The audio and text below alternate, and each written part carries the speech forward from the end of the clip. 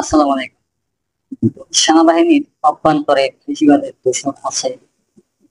সম্প্রতি কিছু তথ্য ও বক্তব্য সামনে এসেছে, যা জাতীয় নিরাপত্তা ও গণতন্ত্রের জন্য হুমকির ইঙ্গিত দিচ্ছে। জনগণ জানতে চায়, সেনাবাহিনীর নিরাপত্তা কি আজ প্রশ্নবিদ্ধ? এই পরিস্থিতিতে কি হবে দেশের ভবিষ্যৎ? বিস্তারিত জানতে ভিডিওটি দেখুন।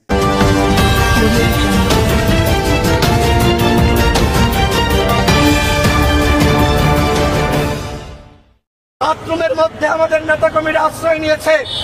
সেনাবাহিনীর সদস্যরা বন্দুকের নল দিয়ে বাথরুম গুটিয়ে গুটিয়ে ভাঙছে, নেতাকর্মীদেরকে একে একে ধরছে আর তাদেরকে রক্তাক্ত করছে। এই সেনাবাহিনী তো আমাদের সেনাবাহিনী হতে পারে না। এই সেনাবাহিনী ফ্যাসিবাদের সেনাবাহিনী। যারা গতকাল আমার ভাইদেরকে রক্তাক্ত করেছে, তারা কোনোভাবেই গণপুত্রদের পক্ষের চুক্তি হতে পারে না। গণপুত্রদের পক্ষে যে সকল সেনাবাহিনীর সদস্যরা ছিল, তাদেরকে আমরা শ্রদ্ধা জানিয়েছি, তাদেরকে আমরা সম্মান জানিয়েছি, তাদের বিরুদ্ধে আমাদের কোনো বক্তব্য নাই। কিন্তু গতকাল সেনাবাহিনীর যে সকল দুর্বৃত্তরা গণ অধিকার পরিষদের কার্যালয়ের সামনে এসে আমাদের সাংবাদিক সম্মেলনে হামলা চালিয়েছে, কার্যালয়ের ভিতরে ঢুকে যারা হামলা চালিয়েছে এদেরকে অবশ্যই শাস্তির আওতায় আনতে হবে। আমরা দেখেছি সেনাবাহিনীকে 18 সালে কিভাবে বিতর্কিত করা হয়েছে। শেখ হাসিনা সেনাবাহিনীর ঊর্ধ্বতন পদে বিভিন্ন আওয়ামী ফ্যাসিবাদের দশকদারকে বসিয়েছে। সুতরাং তাদেরকে সেনাবাহিনীতে রেখে কোনোভাবেই এই সেনাবাহিনীকে দেশের জনগণের পক্ষে কাজ করানো যাবে না।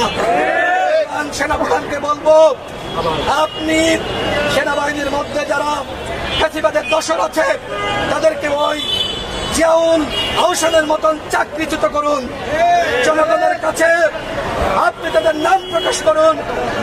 নতুবা আপনি যদি চুপ থাকেন, আপনি যদি তাদের বিষয়ে কোনো পদক্ষেপ গ্রহণ না করেন, তাহলে আমরা মনে করব যে আপনি তাদের আশ্রয় প্রশ্রয় দিচ্ছেন।